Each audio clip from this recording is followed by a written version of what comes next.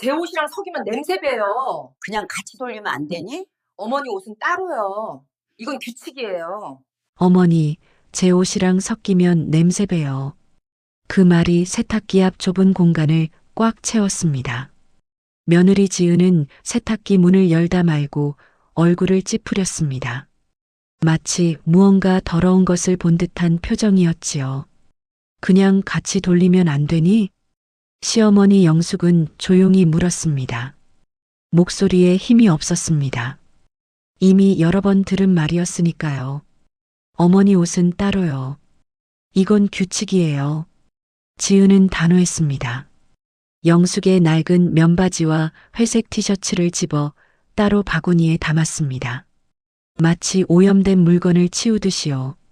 영숙은 아무 말도 하지 않았습니다. 그저 며느리의 뒷모습을 바라보았지요.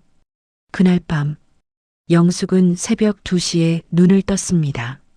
잠이 오지 않았습니다. 조용히 방문을 열고 거실로 나왔습니다. 소파 위에 걸려 있는 것이 보였습니다. 지은이 아끼는 실크 원피스였지요. 백화점에서 150만 원을 주고 샀다며 자랑하던 옷입니다. 영숙은 걸레를 들었습니다. 그러다 멈췄습니다. 걸레를 내려놓고 실크 원피스를 집어들었습니다. 부드러운 천이 손끝에 닿았습니다. 이 옷이 그렇게 대단한가 보지. 영숙은 혼잣말을 했습니다. 그리고 천천히 거실 바닥을 닦기 시작했습니다. 원피스로요. 소리 없이, 표정 없이 마룻바닥이 반들반들해질 때까지 닦았습니다. 그리고 현관 바닥에 툭 던졌습니다. 마치 오래된 걸레처럼요. 다음 날 아침, 원피스를 발견한 지은의 비명이 집 전체를 흔들었습니다. 이 이야기는 거기서 시작됩니다. 아니, 정확히 말하면 훨씬 전부터 시작되었지요. 여러분, 이 이야기를 끝까지 함께 해주실 수 있으신가요? 구독과 좋아요는 저에게 정말 큰 힘이 됩니다.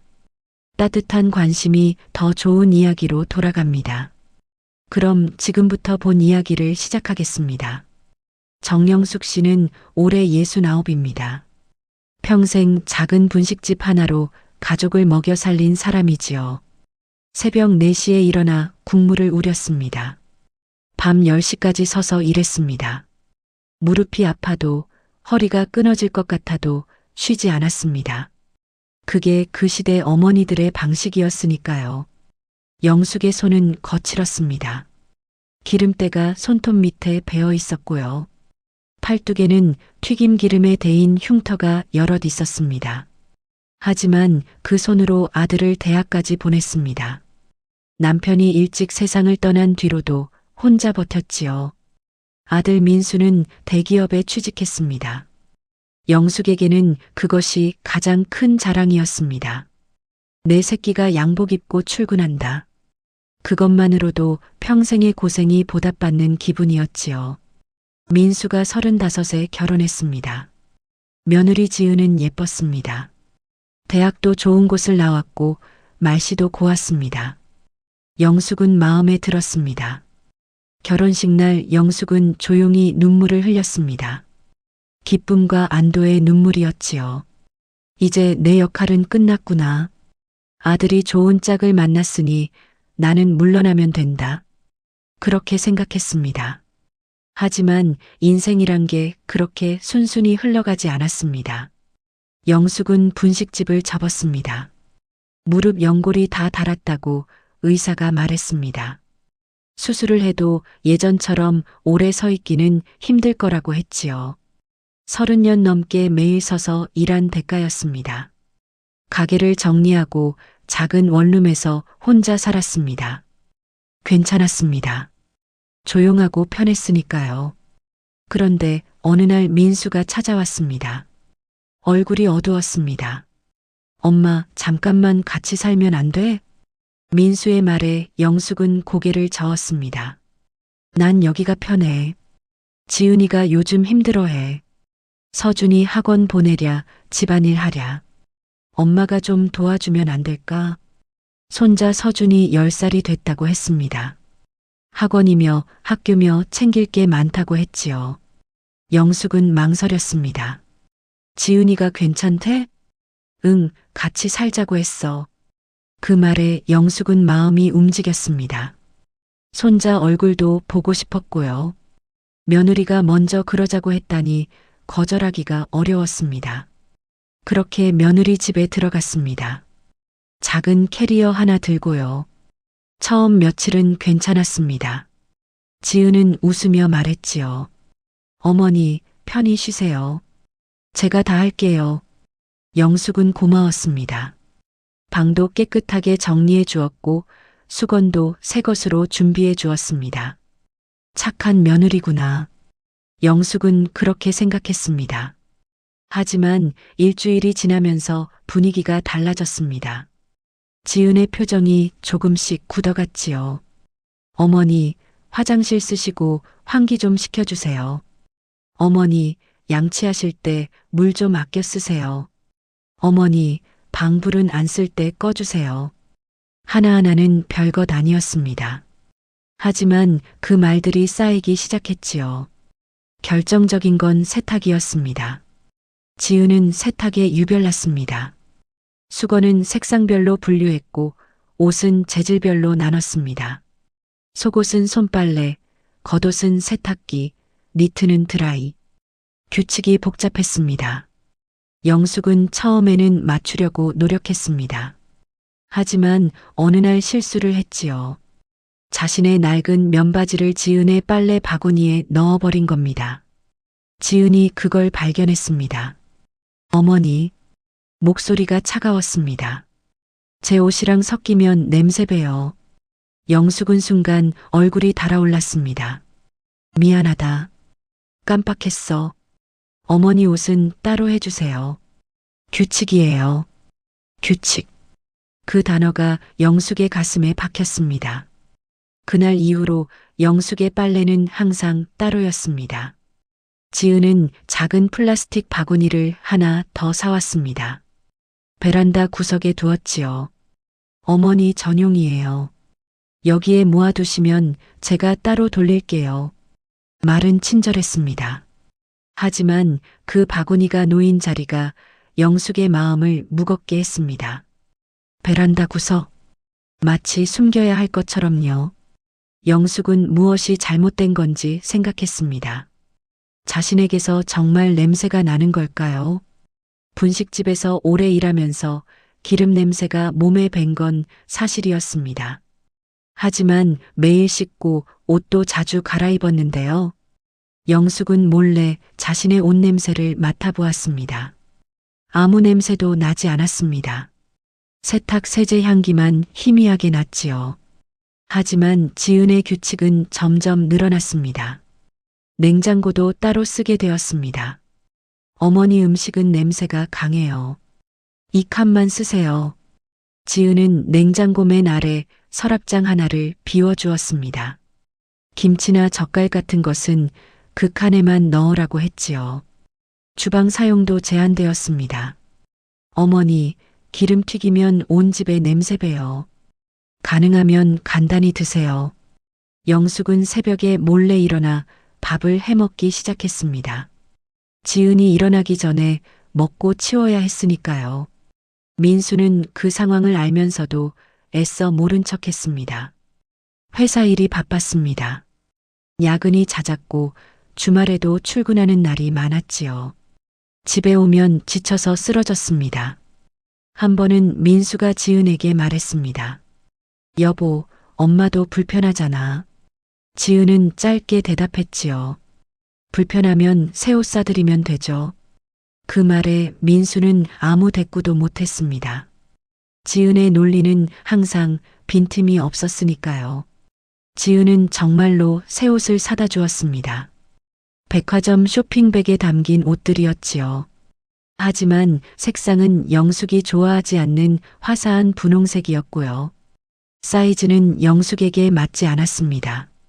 어머니, 이거 입으세요. 새 옷이에요. 영숙은 고맙다고 말했습니다.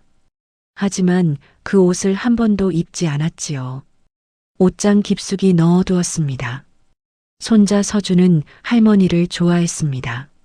학교 갔다 오면 할머니 방에 먼저 들르곤 했지요. 할머니 냄새 좋아. 서준이 말했습니다. 영숙의 품에서 맡을 수 있는 따뜻한 냄새, 포근한 냄새라고 했지요. 지은은 그 말을 듣고 웃었습니다. 서준아, 할머니 냄새는 밖에서만 맡자. 농담처럼 말했습니다. 하지만 영숙은 알았습니다. 그게 농담이 아니라는 걸요. 그날 밤 영숙은 오래 잠을 이루지 못했습니다. 천장을 바라보며 생각했지요. 내가 왜 여기 있는 걸까? 내가 무슨 죄를 지었길래. 하지만 떠날 수도 없었습니다. 원룸은 이미 다른 사람에게 넘어갔고요. 어디로 가야 할지도 막막했지요.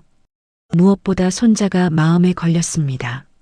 서준이 할머니 손을 잡고 따르는데 그냥 떠날 수가 없었습니다. 그래서 참기로 했습니다. 조금만 더 참으면 괜찮아질 거라고 생각했지요.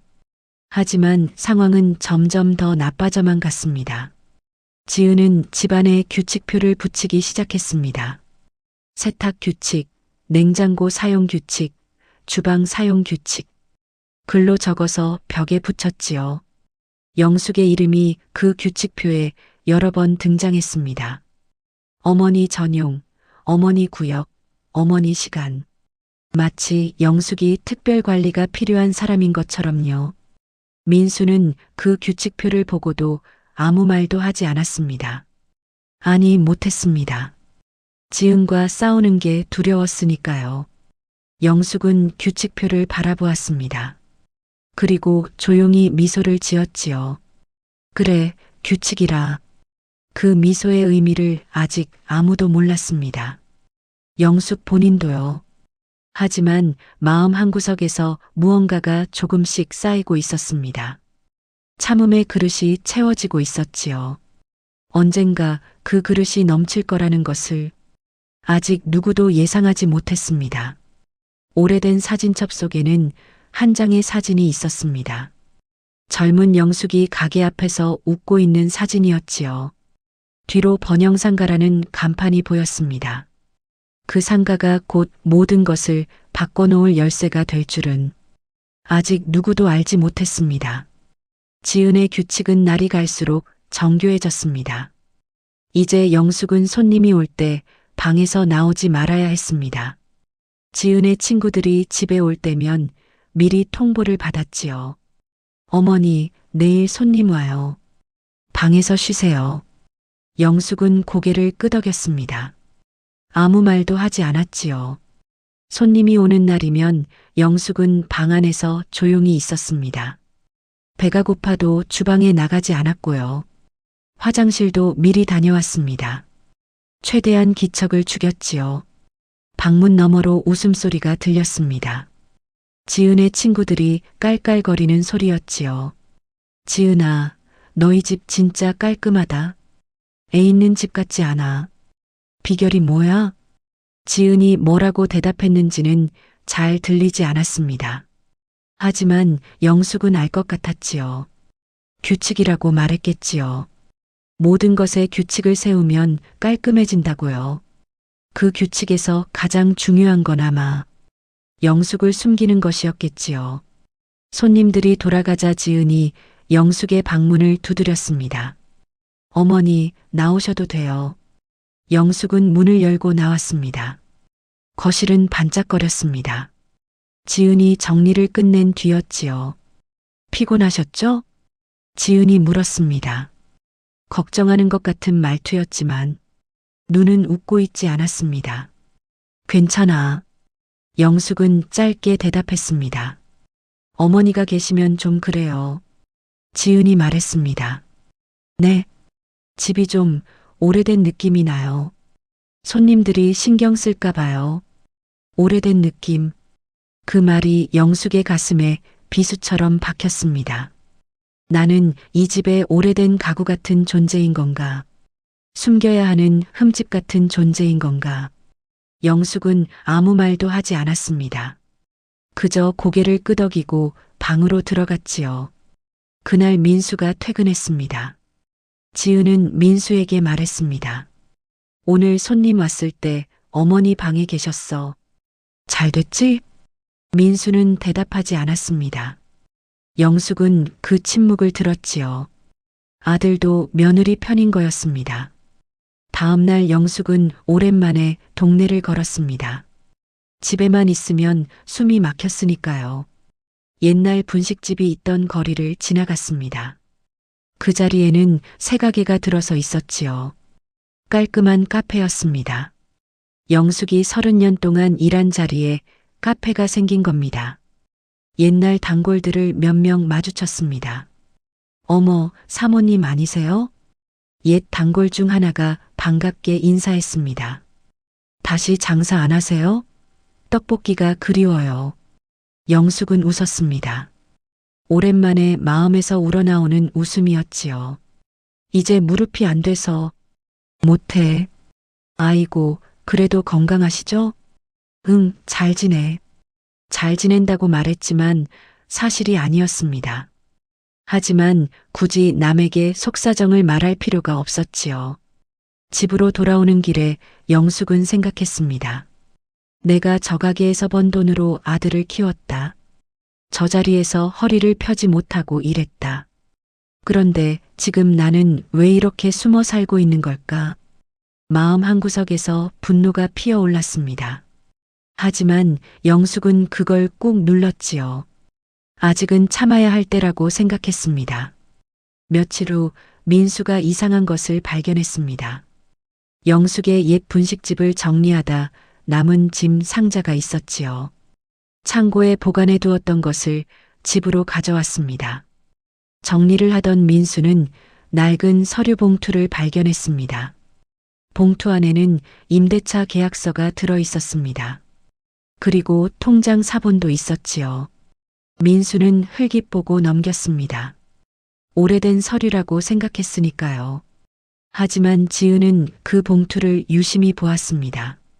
계약서에 적힌 주소가 눈에 들어왔지요. 번영상가. 그리고 지분이라는 단어가 보였습니다. 지은은 그날 밤 늦게까지 인터넷을 검색했습니다. 번영상가. 그 이름을 검색하자 뉴스가 떴습니다. 번영상가 재개발 확정, 조합원 분양권 시가 10억 이상 예상. 지은의 눈이 커졌습니다. 설마 어머니가 그 상가의 지분을 가지고 있는 건가? 지은은 민수에게 슬쩍 물었습니다. 여보, 어머니 옛날에 뭐 하셨어? 분식집 했잖아. 왜? 그 가게 자리가 본인 거였어? 민수는 고개를 저었습니다. 아니, 새낸 거야. 왜 그래? 지은은 웃으며 말했습니다. 아니, 그냥 궁금해서. 하지만 지은의 머릿속은 복잡하게 돌아가고 있었습니다. 그 서류 봉투에 뭔가 있었다. 분명히 지분이라는 단어가 보였다. 지은은 그날 이후로 영숙을 다른 눈으로 보기 시작했습니다. 물론 겉으로는 표시를 내지 않았지요. 아니, 오히려 태도가 달라졌습니다. 갑자기 친절해졌지요. 어머니, 차 드실래요? 영숙은 어리둥절했습니다. 지은이 차를 권하는 건 처음이었으니까요. 괜찮아. 드세요. 좋은 거예요. 지은은 따뜻한 차를 내왔습니다. 영숙은 의심스러웠지만 받아 마셨지요. 어머니, 불편한 거 없으세요? 지은이 물었습니다. 괜찮아. 말씀하세요. 제가 도와드릴게요. 영숙은 며느리를 바라보았습니다. 무언가 다른 속셈이 있다는 게 느껴졌지요. 하지만 영숙은 모른 척했습니다. 잘 지내고 있어. 고마워. 지은은 웃었습니다. 하지만 그 웃음이 영숙에게는 섬뜩하게 느껴졌습니다. 며느리가 갑자기 왜 친절해졌는지 영숙은 곧 알게 될 것이었습니다. 폭풍 전의 고요함. 그게 바로 지금이었지요. 세탁 규칙은 여전했습니다. 아니, 더 심해졌지요. 지은은 아예 작은 세탁기를 하나 더 샀습니다. 베란다에 놓았지요. 어머니, 이거 쓰세요. 어머니 전용이에요. 낡은 중고 세탁기였습니다. 지은은 새 세탁기를 샀지만 영숙에게 준 건 중고였지요. 영숙은 그 세탁기를 바라보았습니다. 참음의 그릇이 또 조금 채워졌습니다. 서준이 감기에 걸렸습니다. 영숙은 따뜻한 죽을 끓이려고 했지요. 예전에 민수에게도 끓여주던 죽이었습니다. 하지만 지은이 말렸습니다. 어머니, 괜찮아요. 제가 할게요. 내가 하마. 예전에도 많이 했어. 어머니 손은. 지은은 말을 멈췄습니다. 하지만 영숙은 알았습니다. 무슨 말을 하려던 건지. 기름 냄새 난다는 말을 하려던 거겠지요. 영숙은 그냥 물러났습니다. 손자에게 물수건만 건네줬지요. 할머니, 할머니가 끓여줘. 서준이 말했습니다. 엄마가 끓여줄 거야. 할머니 건 다음에. 영숙은 웃으며 말했습니다. 하지만 마음은 아팠지요. 다음에, 그 다음에가 과연 올까요? 그날 밤 민수와 지은이 크게 싸웠습니다. 거실에서 소리가 들렸지요. 엄마가 사람이야 물건이야? 민수의 목소리였습니다. 처음으로 화를 내는 것 같았지요. 난 이 집 편하게 살고 싶어. 그게 잘못이야? 지은의 목소리도 높았습니다. 엄마도 우리 식구야. 이 집은 내 집이야. 내가 관리하는 거야. 영숙은 방에서 그 대화를 들었습니다. 이 집은 내 집이야. 그 말이 계속 귓가에 맴돌았지요. 내가 이 집에서 손님도 아니고 식구도 아니고 그냥 짐 같은 존재인 건가. 영숙은 조용히 눈물을 흘렸습니다. 오랜만에 흘리는 눈물이었지요. 다음 날 영숙은 민수에게 말했습니다. 나 잠깐 나가 있을까 한다. 민수는 놀랐습니다. 왜? 무슨 일 있어? 지은이가 불편해하잖아. 잠깐 빠져 있으면. 엄마, 며칠만 참아. 내가 말할게. 민수는 그렇게 말했습니다. 하지만 영숙은 알았지요. 아들이 며느리에게 말할 리 없다는 걸. 그래도 영숙은 다시 방으로 들어갔습니다. 손자 때문이었습니다. 서준이가 할머니를 찾았으니까요. 할머니, 어디 가요? 안 가. 여기 있어. 영숙은 서준의 머리를 쓰다듬었습니다. 이 아이 때문이라도 버텨야 했습니다. 하지만 마음 한구석에서는 뭔가가 꿈틀거렸습니다. 더는 참을 수 없다는 감정이었지요. 그 감정이 무엇으로 폭발할지 아직 영숙 자신도 몰랐습니다. 지은의 생일이 다가왔습니다. 집에서 파티를 열기로 했지요. 지은은 비싼 옷을 새로 샀습니다. 명품 가방도 샀고요. 친구들을 집으로 초대했습니다. 영숙에게는 미리 통보가 왔습니다. 어머니, 제 생일이에요. 친구들 와요. 알았어. 주방에도 안 나오셨으면 해요. 사진 찍어야 하니까. 사진에 영숙이 나오면 안 된다는 뜻이었지요. 영숙은 고개를 끄덕였습니다. 파티 날이 됐습니다. 친구들이 왔습니다. 음악이 나오고 웃음소리가 집을 채웠지요. 영숙은 방에서 조용히 있었습니다. 배가 고팠지만 참았습니다. 화장실도 가지 않았지요. 방문 너머로 소리가 들렸습니다. 지은아, 너 오늘 진짜 예뻐. 그 원피스 어디 거야? 백화점에서 샀어. 비싸긴 했는데 마음에 들어. 실크 원피스? 영숙은 그 옷을 알고 있었지요. 지은이 며칠 동안 자랑하던 옷이었습니다. 150만 원짜리 명품 실크 원피스. 파티는 밤늦게까지 계속됐습니다. 친구들이 돌아간 후에도 지은은 술에 취해 있었지요. 거실에서 민수와 지은이 또 싸우는 소리가 들렸습니다. 엄마 저녁은 챙겼어? 민수가 물었습니다. 본인이 알아서 드시겠지. 지은의 대답이었지요. 오늘 하루 종일 방에만 있었잖아.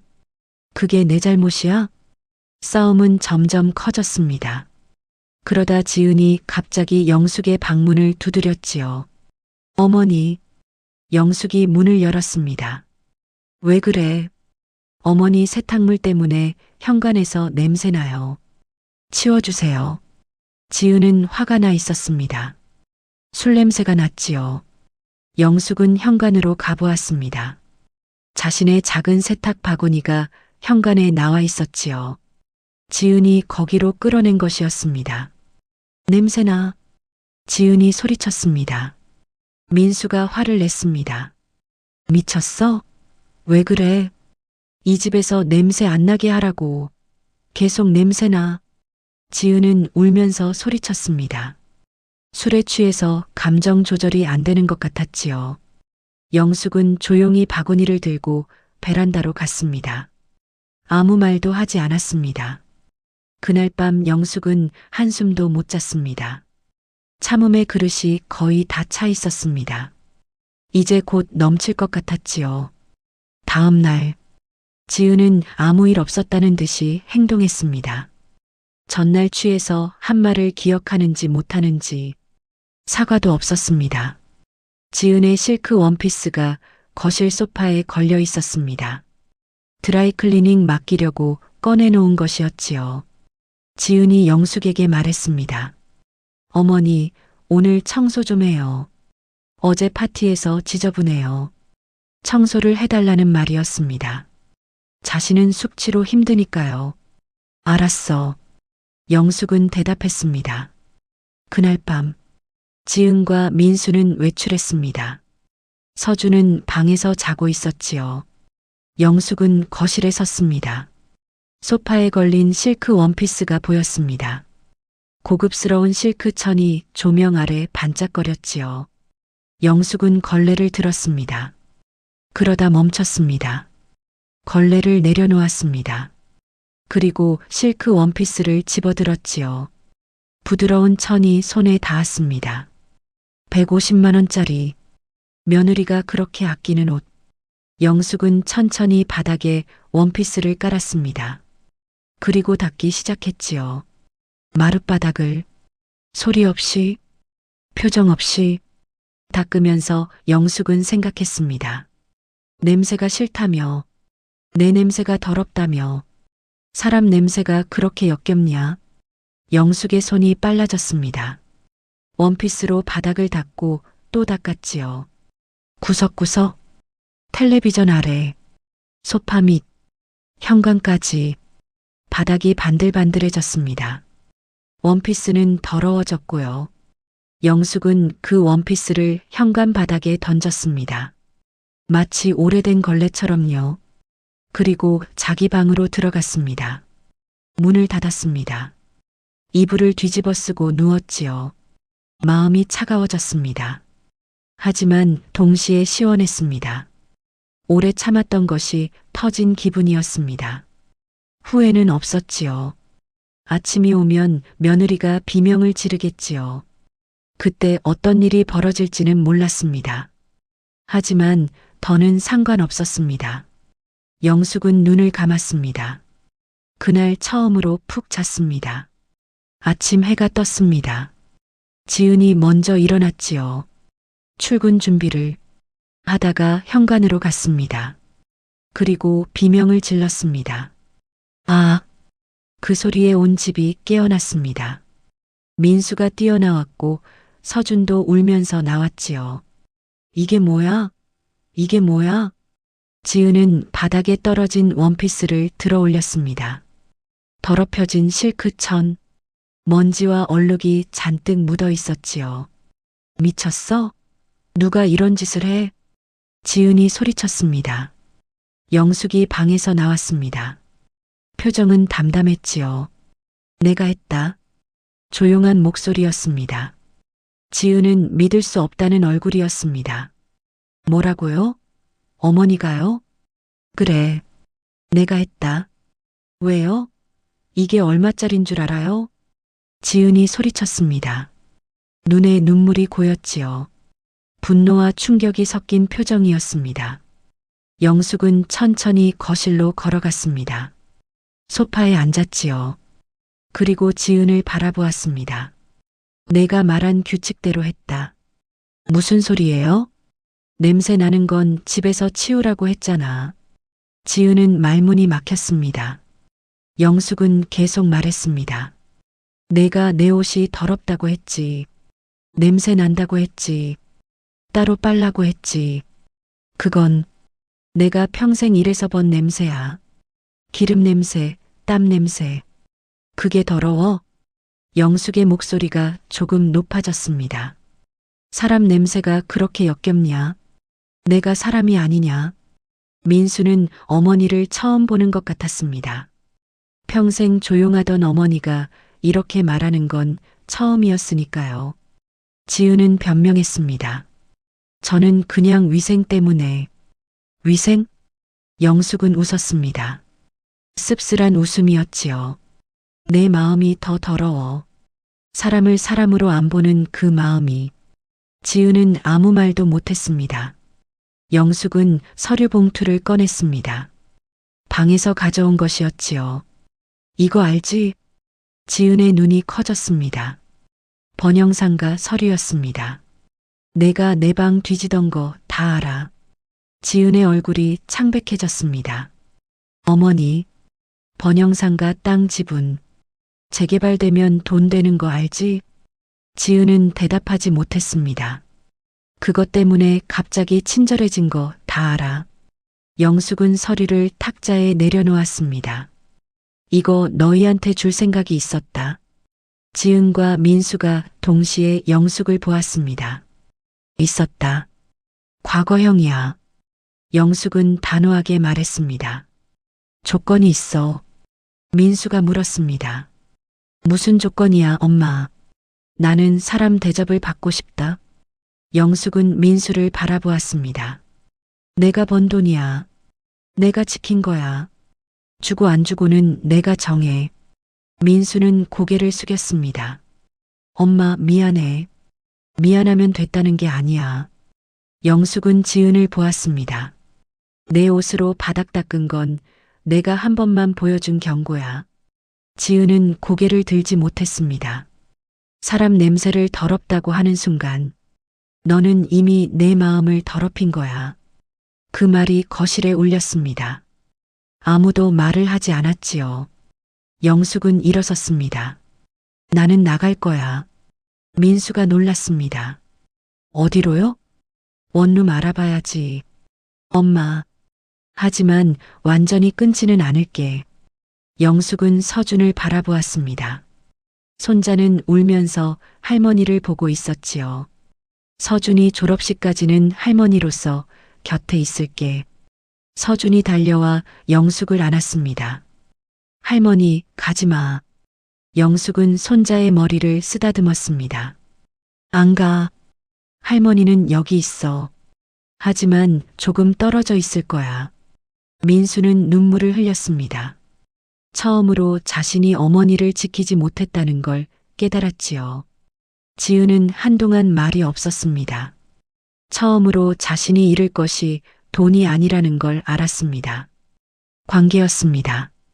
가족이었습니다. 며칠이 지났습니다. 지은이 베란다로 갔습니다. 영숙 전용으로 사줬던 작은 세탁기를 치웠지요. 그리고 영숙의 방을 찾아갔습니다. 어머니, 영숙이 문을 열었습니다. 왜?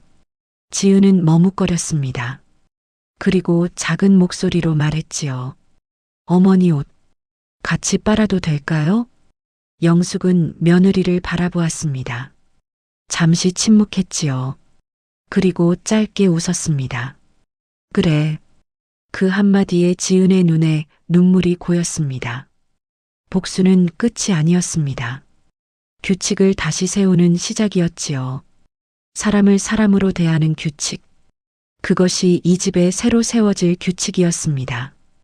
가족은 피로만 이어지지 않습니다. 서로를 존중하는 마음이 진짜 가족을 만듭니다. 깨끗한 집보다 더 중요한 것. 그것은 깨끗한 말과 따뜻한 시선입니다. 오늘 우리 집에서 가장 먼저 씻어야 할 것. 혹시 마음의 먼지는 아니었는지 조용히 돌아보면 좋겠습니다. 여기까지 시청해 주셔서 진심으로 감사합니다. 긴 이야기 끝까지 함께 해주신 여러분께 깊은 감사를 드립니다. 오늘 이야기가 마음에 남으셨다면 댓글로 소감을 남겨주세요. 여러분의 한 줄 한 줄이 저에게 큰 힘이 됩니다. 그리고 아직 구독과 좋아요를 누르지 않으셨다면 꼭 부탁드립니다. 다음 이야기에서 또 뵙겠습니다. 감사합니다.